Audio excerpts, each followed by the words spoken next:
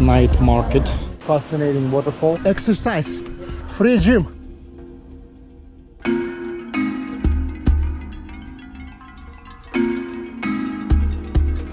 Here is a Matcha plantation. And also because of the ice. Up.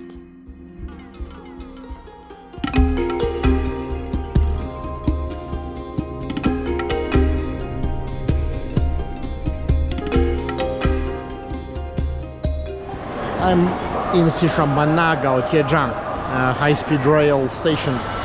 This is a great example of huge, not super huge actually, we are much bigger in many provinces, but still it's a quite huge new high-speed rail station. I never was here on this station before.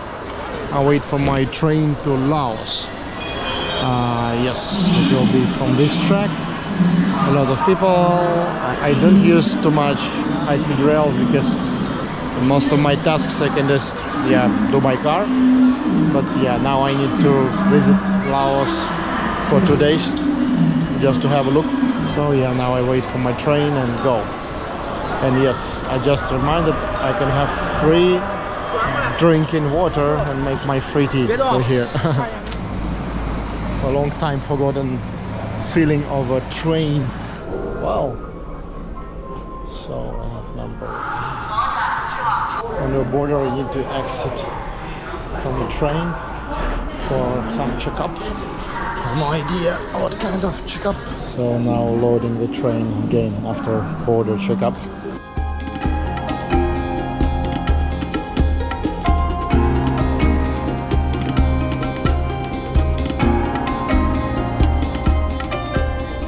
This is actually the smoke of the burning grass and all the pollution.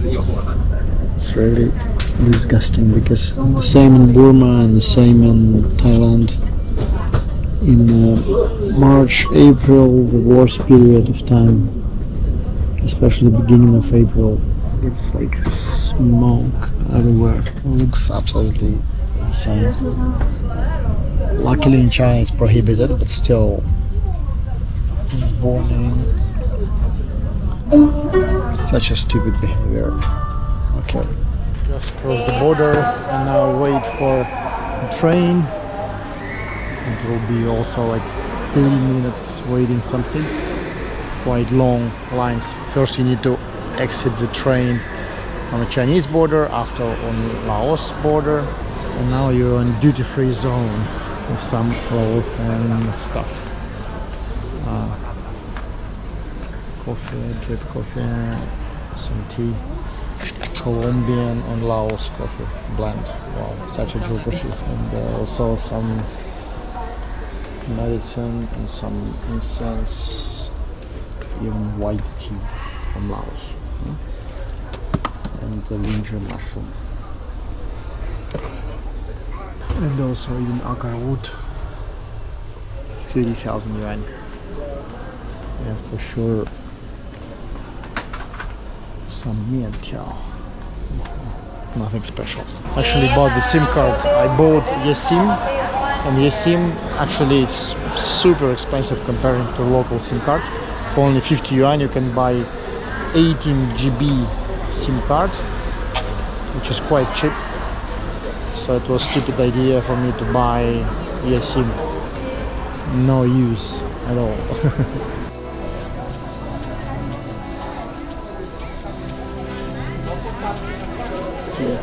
Welcome to Laos.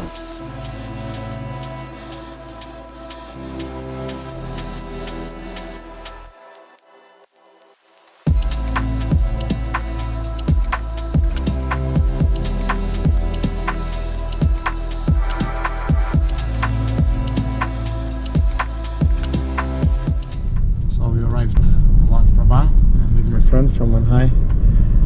She's living here for 10 years already and doing some hotel business.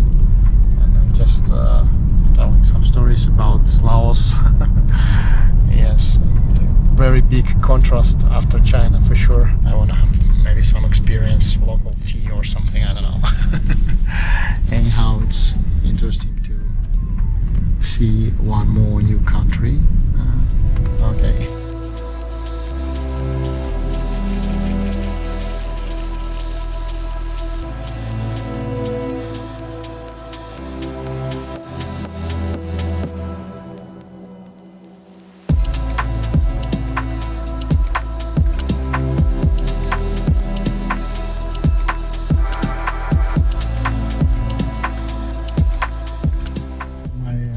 friend told me about these fires in the forest. Actually, these fires made on purpose. Actually, here's a teak tree plantations, and to boost the growth of the tree and to fight the bugs which eat the leaves of the trees, they make these fires artificially, especially in teak forests, because these forests are grown on purpose. From 8 years they already can cut it down. Sometimes they took it for a longer period of time, but the main thing that they just burn them all. It's enormous smoke. Yeah, also it fights the bugs, and it also helps to grow the tree, because after end of April, then the rain seasons, so all the ash come to the soil because of the rain, and this as a kind of a fertilizer for the trees. This is why the trees grow much faster. But still, especially in Burma and Laos, there's a lot. In Thailand, we're trying to fight. In China, it's 3 years in prison for this kind of fires, because it's really create a big amount of pollution. But this is how all this luxury teak furniture made. So it's grown on purpose forest. One traditional village.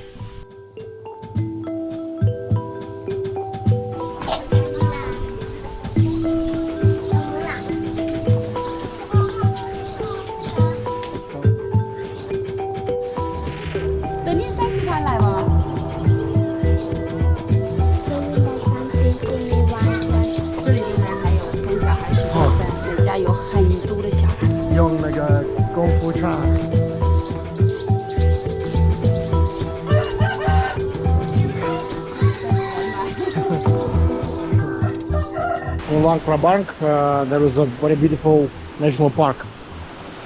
Actually, with an absolutely fascinating waterfall, and here also some kind of natural ponds.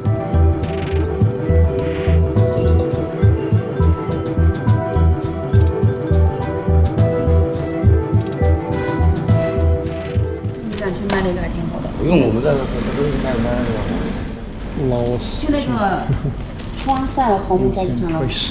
是吧？我就觉得就你俩这也是古书，对，古书。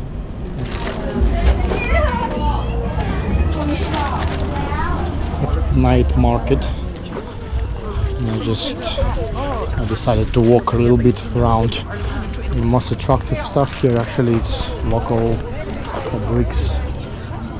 I also bought some to use as chassis for tea brewing, and a lot of local souvenirs, quite regular as many other Asian countries. Actually, what I never knew that Lao language is very close to Thai language. For example, Falang, like Farang, Lao Wai.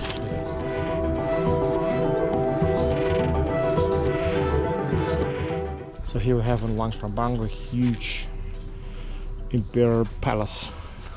What is luckily early morning, there are not so many visitors. I love visiting such sites early morning actually, and it's World UNESCO Heritage.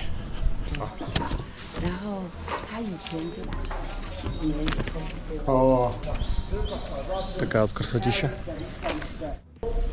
Interesting that in Laotian tradition the Buddha is mostly standing.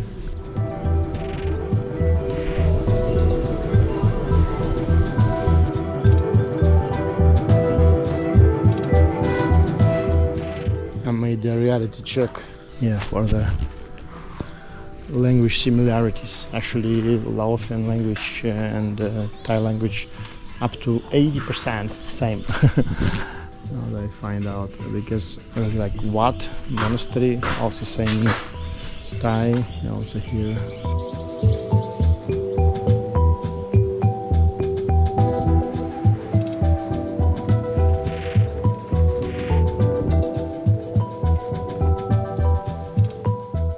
In Luang Prabang, early morning actually at 5 the monks go out for a ceremony, but I missed it, so now I'm observing some young monks doing a ceremony of painting the gates.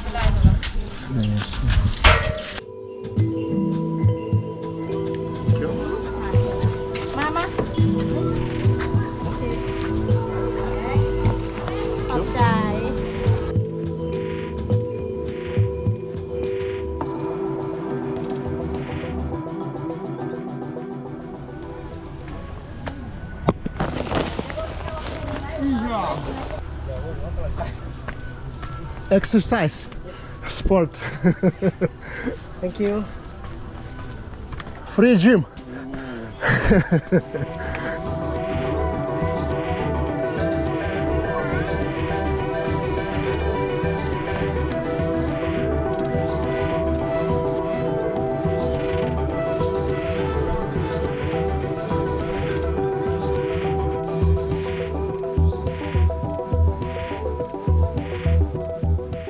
Mountain.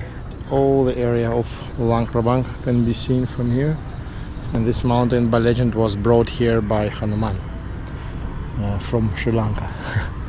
And here around more than 2 centuries ago the local emperor built a stupa, and it's a great time to go here in the morning because climbing during the day it will be a little bit more challenging, very hot.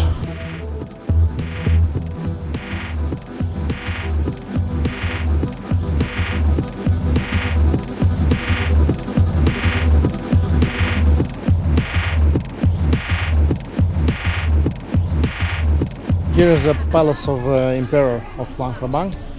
Actually, it's prohibited to visit with a camera, so you need to put the camera in locker. So I didn't film anything inside. Temple with a Prabang Buddha, the most appreciated spiritual treasure of the place. And here's some market on the exit. Actually, I never expected there was such a touristy place. Today I'm last day in Yunnan. Hopefully not last day forever, but last day in this travel. And I'm going to Guizhou province, and after that I go to Jiangxi, Hunan, Fujian, and maybe also Guangdong. So it will be really great journey again. Not only related to tea, but many other things to do. Beautiful view here in Sichuan, but yeah, the misty mountains of Guizhou waiting for me also. And hopefully I will discover a lot of new things, because I don't visit Guizhou for a couple of years. Yeah, it was COVID. Before COVID I was last time. It was 2018. Wow, really long time ago, 7 years ago. So that's really something I want to back there for sure. Because yeah, so many places in China I want to visit regularly, but most of the time I'm in Yunnan, Guangdong, Fujian, maybe Anhui, Zhejiang, but Guizhou was missed for a while. So yeah, we need to accomplish that goal. I'm excited, very excited, because I will be in China almost a month more. It will be great travel. Let me go.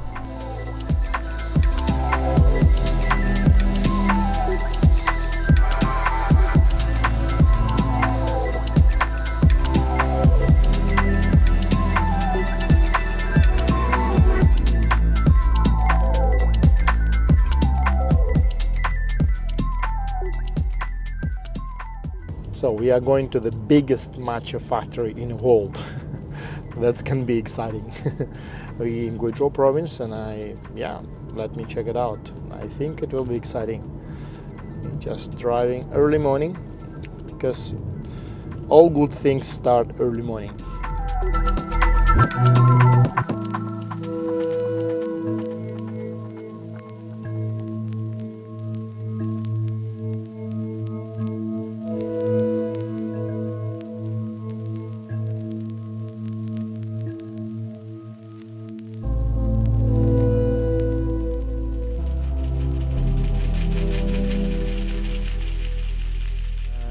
Local friend ready meet us, and we go to walk around the factory.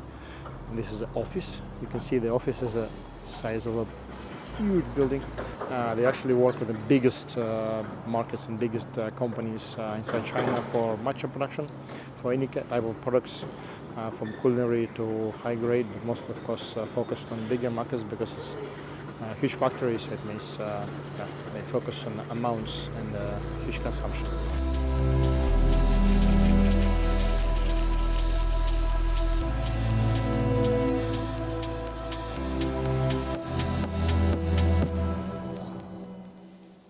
And here are the start of it, from explanation of the technology of the matcha processing, and the most biggest difference at the shading of the bushes for sure, and also during the steps of processing, the crushing and the heating, all the much different from regular green tea.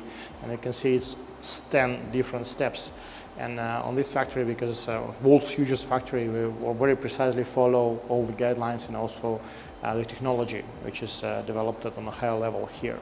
And you see the last step with grinding, actually it's a 10th step. So you see how many steps you need to do before, from cooling and a few times heating on different procedures for selecting the stems and all the rest. And also, yeah, the final heating, and only last step is actually grinding. Yeah, so it's very complex.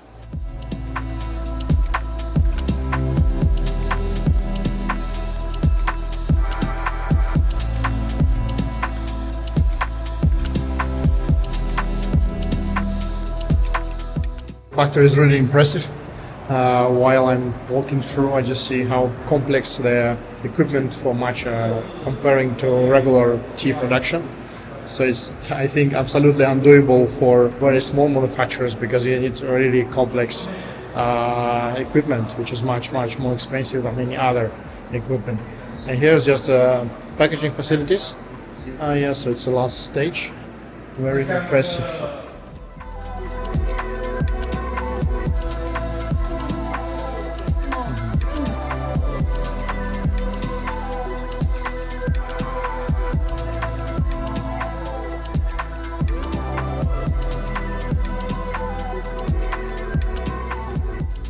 So we're now in a tea tasting room, and we're trying a few types of matcha, from culinary grade to more higher quality grades. And I'm also delegate the mastership of preparing to the local master, because I'm still learning how to do that properly. Just also discovering my taste profile of matcha. It's so funny actually when you just doing tea almost 20 years and you learn something completely new from scratch.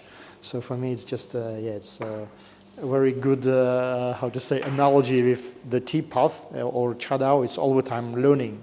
Whatever experience you had before, you still learn.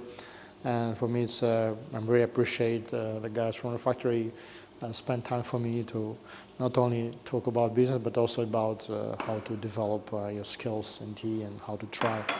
And yes, now we're trying a few different types of tea.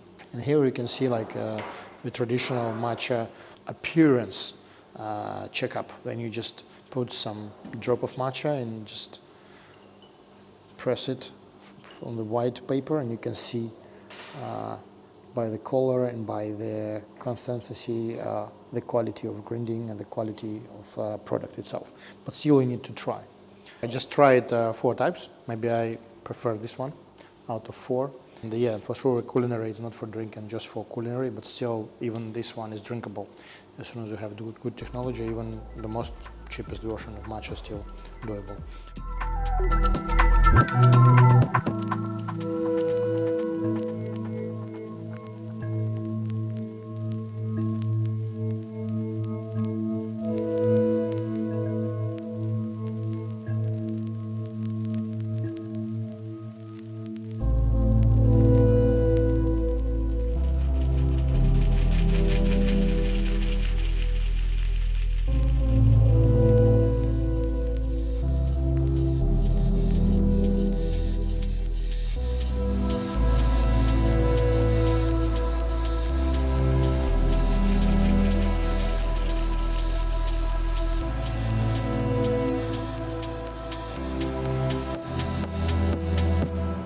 So here is a matcha plantation, and in closed days it will be covered by special black net to follow the guidelines of growing for matcha.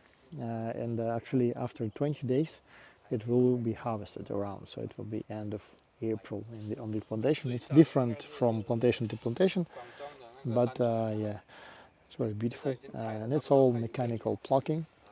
Because yeah, some Japanese technology used also, and local for sure. And now we can see that leaves only start growing. It's already okay for traditional tea harvesting, but for matcha it must be a little bit higher. Yeah, so this is also a very beautiful place we can see. And this for sure it's organic plantation. Yes, so they really care about. You can see how it's all clean, and they trim all their unneeded grass by hand. Yeah, and there is also some tea pickers who are already harvesting for traditional tea plantation also.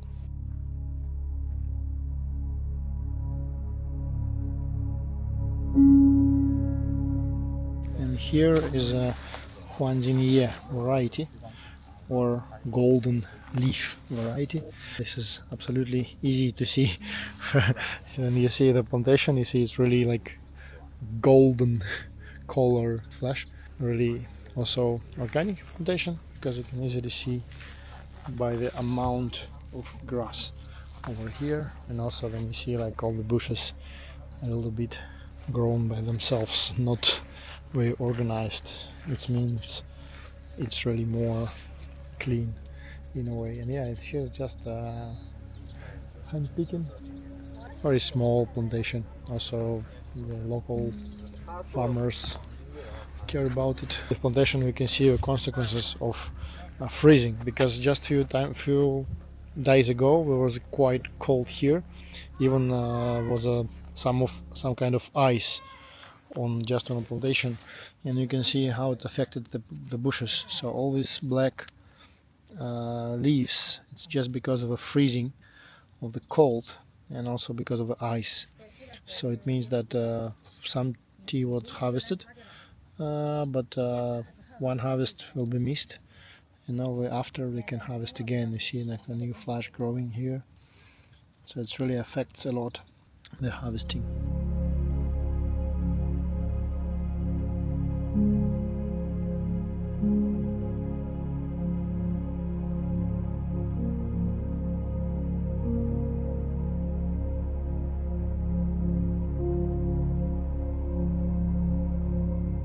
And this is one of the types of organic fertilizer. Actually, it's a substrate for growing of the mushrooms, and after the mushrooms already grown, this can be also recycled, additionally processing or fermentation, and after it's used for organic gardens. So now it's prepared to be spread among the tea plantation, because organic plantation, and they use this substrate as a recycled material as organic fertilizer. So I didn't visit this factory for 8 years. Wow. Maybe you've seen some of my old videos, I don't know. This is Meitan Suiya, emerald bud from Meitan. It's a local green tea, and it's only buds. Very first harvest. Today is the 2nd of April, so it's just Qingmin cha, how we can say. It's roasted for a long time, very not so high temperature on this turning, and we go to drink it because I'm really curious about it. I didn't visit it Meitan for 8 years. Wow. And here is actually the processing of Meitan Suya. The processing itself is quite simple and unsimple at the same time, because firstly, after withering, after picking and withering, you go through the high temperature killing green, shaxing, and you make this maybe around 5 minutes of shaxing on a temperature around 400 degrees, and after you just heat it up, kind of dry for very long time, maybe around 2 hours on a temperature like 30-40 degrees, to avoid overheating. So make it green, keep it green color, very fresh, very light, and very delicate flavor. Actually, comparing to Lunjin or Maofen or other very famous green teas, Meitan Suya or emerald green bud from Meitan, it's very delicate and not intense taste, but I like this sweet aftertaste, and it's a very, how to say, tiny flowing sweetness. I love it. It's good, refreshing, especially good in a hot season, especially good for cold brew, and especially good for tea ceremony brewing. So yeah, for sure you need to try. 可以，对。 So now we're trying also the local tea and for different types, and we tried already now drink tea number 3, and we're trying absolutely fascinating black tea or red tea from here.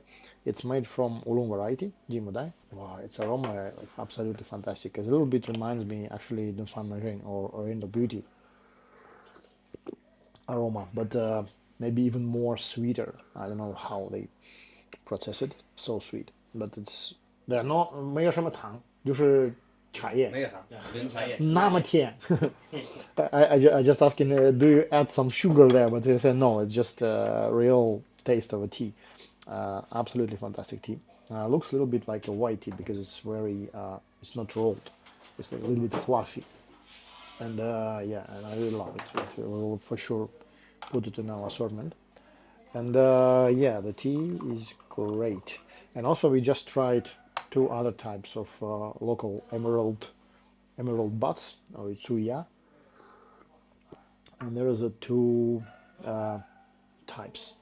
Actually, li xiang means actually chestnut fragrance, which is a little bit more stronger roasted, and the second one is actually frankincense, so it's incense aroma, and it's very delicate. It's the same traditional Meitan Surya aroma, very delicate one. Very light and floral and so on, and but I think the more roasted one, more relevant to maybe Western taste, let me say. I'm not sure exactly, but this one I really love. Actually, I like both of them, but chestnut maybe a little bit more intense, and this one is more light, but maybe we put both in assortment somehow. But these 3 types, what we just tried, they all kind of deserve certain attention for sure. To reduce the production, but of course that could be maybe implemented at the government level with some subsidies to switch to Yeah, so now I'm still in Meitan, going out of my hotel, and yeah, we're going to visit one garden here, and yeah, it's garden of Meitan Soya, Meitan Emerald Bot, famous green tea. 因为怎么说，这个茶属于那种被替换，也是属于被替代品。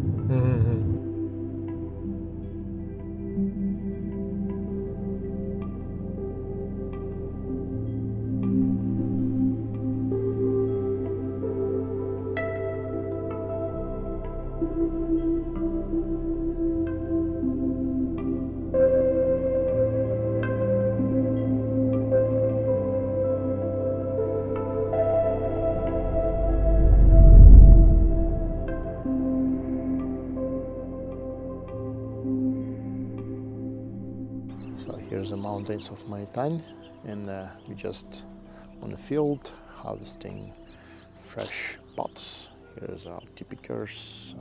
We ordered a small batch of Meitan Soya. Here you can see how small the bot is. Yeah, it's like super small, like this. Depending on the season, because there is a big leaf variety and small leaf variety. And there is a bigger bud and smaller bud. Now they pick smaller buds actually. Not only Meitan Soya tea, but also here's a big matcha plot. You see there is black nets, and these black nets will cover the bushes as soon as the crop a little bit grown higher. Not like in other county when we just visited. Here the flowers not yet grown enough, so it's such a enjoying moment. You can back to some places where you was many years ago, and actually really many years ago. There is a biggest teapot on the planet. It's called Qianxiadi Hu. It's also a building actually in the shape of teapot, and inside the tea culture museum. I was there 8 years ago. Wow, quite a long time ago. And now it's harvesting. Actually, this is Matcha plantation, but it's not yet shaded, but it's prepared to be shaded. Yeah, and here we will later visit also the factory for matcha. Yeah, we see the pots are very small for matcha, but it's good for tsuya, emerald bot. Very sweet green tea. Downstairs, actually a little bit down on the plantation, they're harvesting the emerald bots. And here they don't harvesting anything because we're preparing for matcha to grow. Such a wonderful place.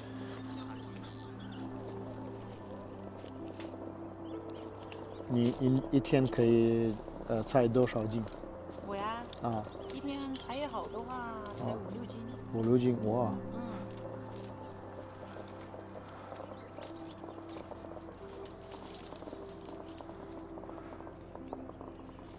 the tea picker how big amount she harvests during a day, and for a day she harvests only about 5 jin, so it's around 250 kilos of buds. So imagine what does it mean. It means that you have only 1 kilo, maybe a little bit more than 1 kilo of tea from the whole day work only of tea picker. But there is also cost of plantation, there is also cost of production and so on.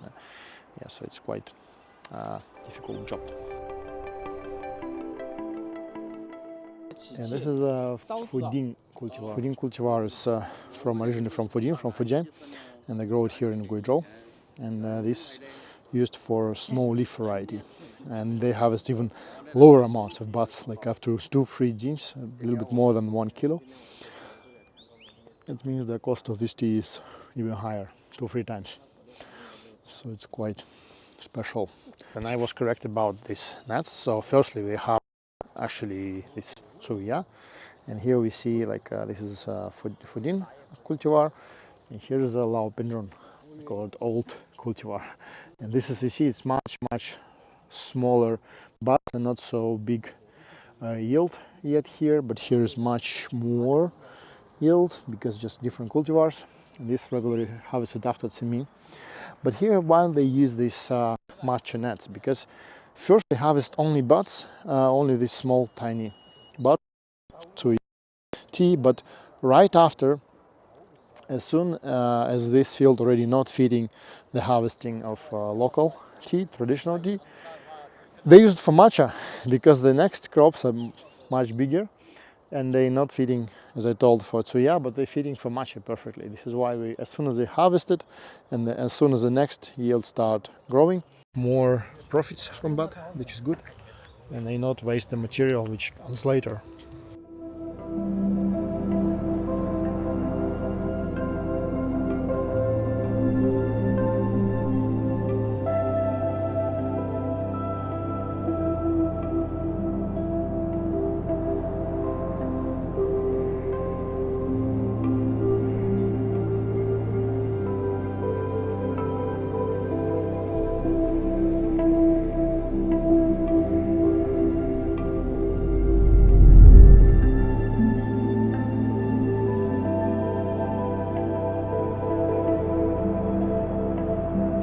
So this is how the processing of actually handmade Meitan soya looks like. So after harvesting, we just seen the harvesting and the tea gathering at these pans. It's quite simple. Right here, just in the shop, they have 2 pans to make shogun cha, to make handmade tea.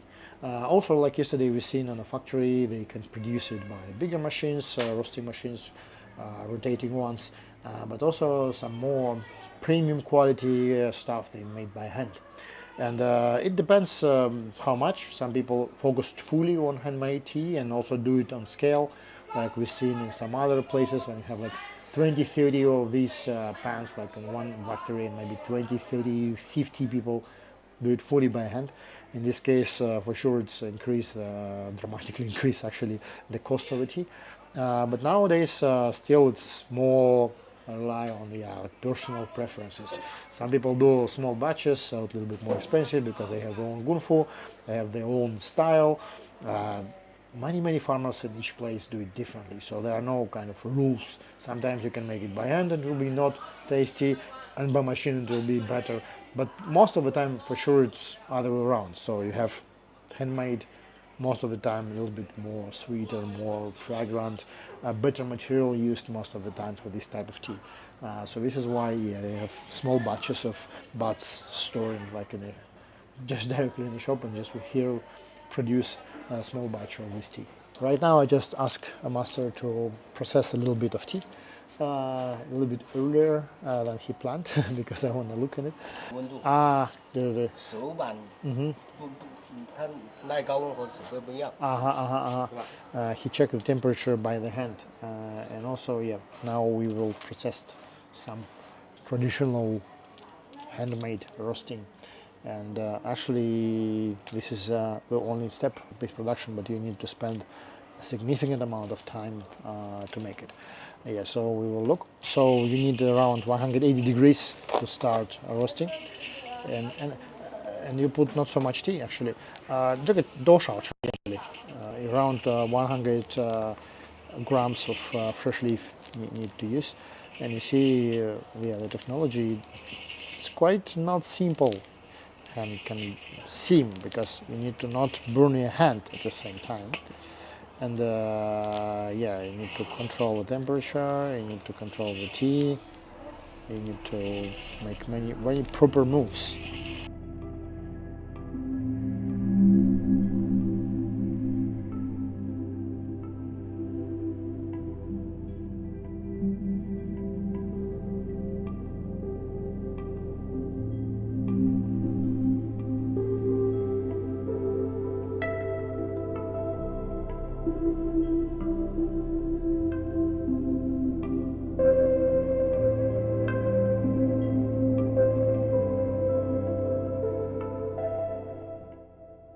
Killing of the grain, shaching. During 10 minutes we have around 180 degrees, and now we need to have a next step, tanliang. So it will be around 30 minutes. We need to a little bit cool down the tea, and after we again do the same procedure of roasting, but on lower temperature. So it's around 80-90 degrees, and we need to do this 3 times, or sometimes even 4. So each time we just roast a little bit, after that cooling down, after that roast, after that cooling down. This is how the processing looks like. Our fan tea, we just drink during our lunch. Yes. 这个跟喝起来跟那个安徽的那个蛮有一点，黄山蛮。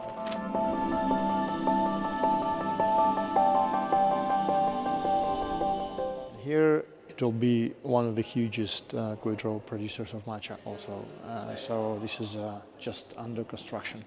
Now still planning to build it, so almost finished, but not yet fully finished. I really want to compete some other big players which we just visited yesterday. And it's quite interesting. So this is Ilu Xian Cha, so how it's called in Chinese, whole line production. Yes, it needs to be cleaned before the starting of producing, so it was stayed from last year. Yes, that's a huge line. Yes, there's rolling, drying, and yeah, quite huge factory, really. How the health trend growing in China. This is actually Maotai vodka, but Maotai vodka start producing black tea. You see, there's inside the black tea. So Mao Xianghong.